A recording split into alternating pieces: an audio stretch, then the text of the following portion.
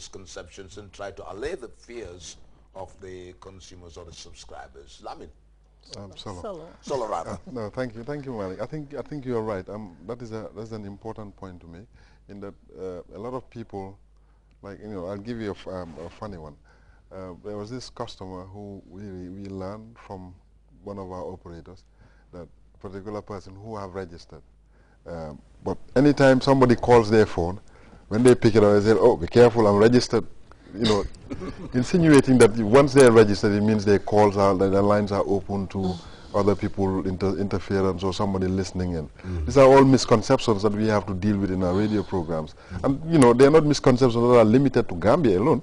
When we went to Ghana, like I said, I think he missed that on the cost issue. But we had to do a study tour, because in order for us to be able to do this, we have to look at people who have done it and failed, why they have failed, and look at people who have done it and done it successfully. And Ghana happens to be one of the countries that have done it successfully in our sub-region. But when we went there, it was exactly the same. The fears that the Gambian consumers initially were showing are the very same fears that they experienced. In that people thought that once they are registered, it means their lines are open to people's interference and people can come on. And like with any form of registration where people give up their data, the fears that prevail are exactly the same fears that people have. But these are fears that we want to assure people that are not fears that are genuine. Because if you register your SIM card, it means all you're doing. And when we say data, a lot of people might think we are going far into your biodata in terms of what we're asking for. But really what we're asking for is just your name, your date of birth, and what's available on your ID card, these are all things that are available on your ID card. And you present your ID cards on a daily basis over the counter to people in order to get service. So the data that is on that ID card is what we require. This is the only thing that you're registering. It's just that we just want to go the step further to assure people that there are laws in the Gambia, laws like the Data Protection Act, which protects their data, that not anybody can willingly just come and walk into any operator. Like I was saying the other day, which I thought was a good example, is as of now, if you have a problem with your SIM card and you go to an operator, this is your SIM card, your own data. If you want to access it through an operator, you go through a whole range of series of questions. How many numbers did you call? Can you give us the last 5 numbers, the last 3 numbers? And these are things that SIM card registration would limit, and it will alleviate problems like that. People can come and ask for data of their own data. They'll be able to access their own data with the requisite information which the operator would have had, and their ID card, which would identify them as the person who owns that particular number. So if your SIM card is lost, all you have to do is present an ID and say, I'm so-and-so, my SIM card is lost, can you replace it?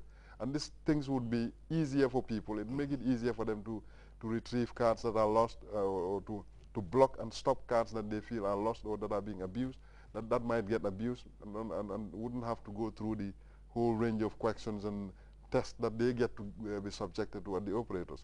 So these are some of the things that people tend to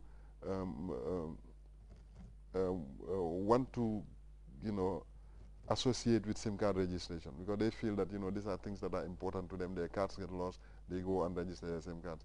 And the fact of the matter is, the people that will tell you my phone calls or my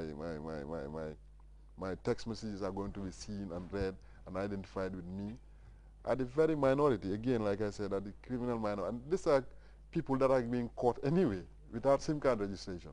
So the police, they have their own system and their ways of doing these things, which is separate from SIM card registration. So registration has got nothing to do with that. If somebody does something bad and the police want to find you, they will find you. They have their own investigative methods that they apply and employ in order to make sure that that happens. Okay, Solo, we will come back to more of that, and of course, the legal implications in SIM card registration. But let me just come back to Jamila too. Some people, this is another misconception, believe that when they register, people will be listening into their conversation. Let us just allay this fear that it doesn't happen.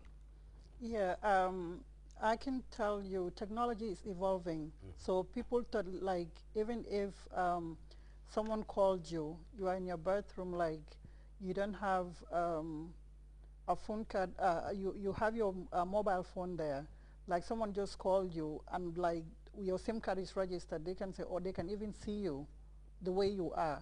And like we want to tell them, this is not the case, because I can tell you a scenario that we have a phone call from our 148 line, which is a toll-free number. Consumers call from any operator.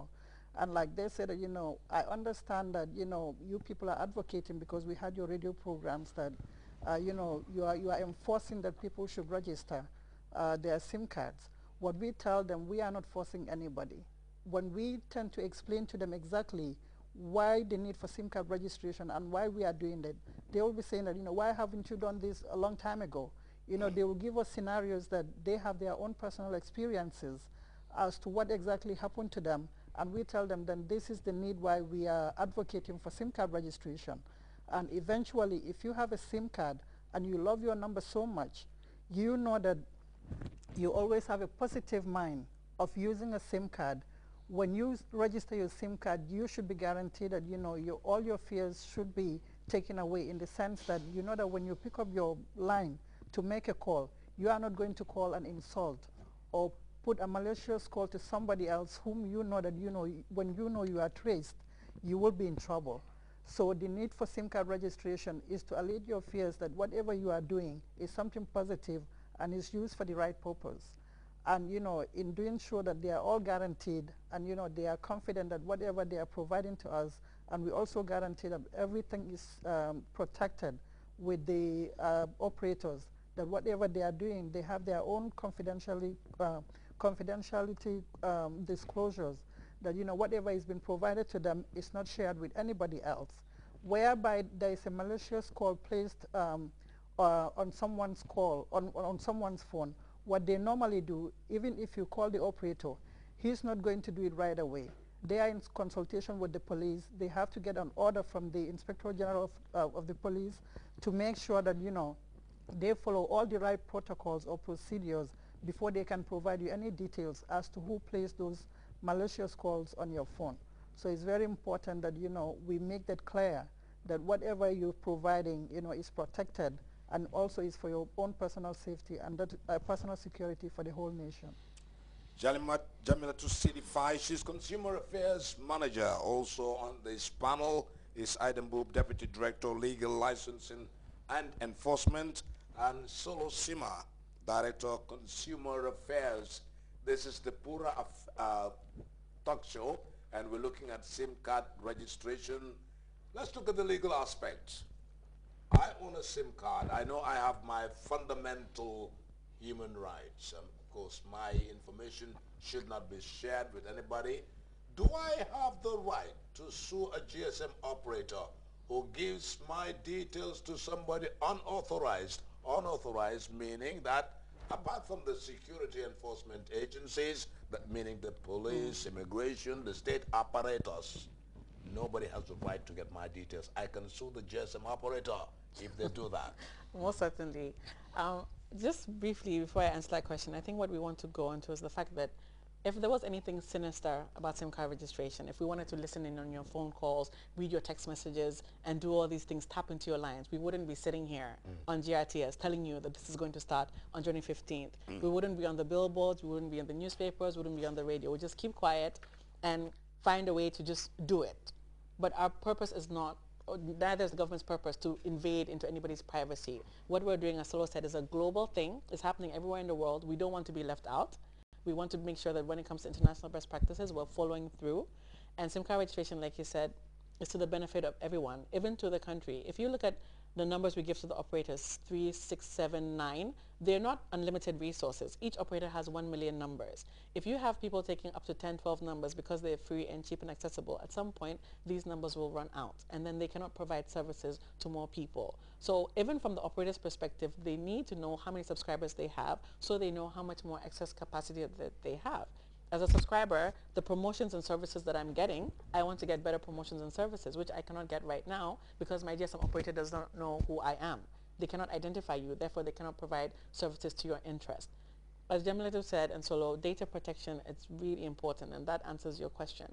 If a GSM operator at the moment shares your details, as effective from 2009 when the IC Act was passed, and there's a whole chapter on data protection because of the importance of it, and that follows through with the SIM card registration. If your data is shared with a third party,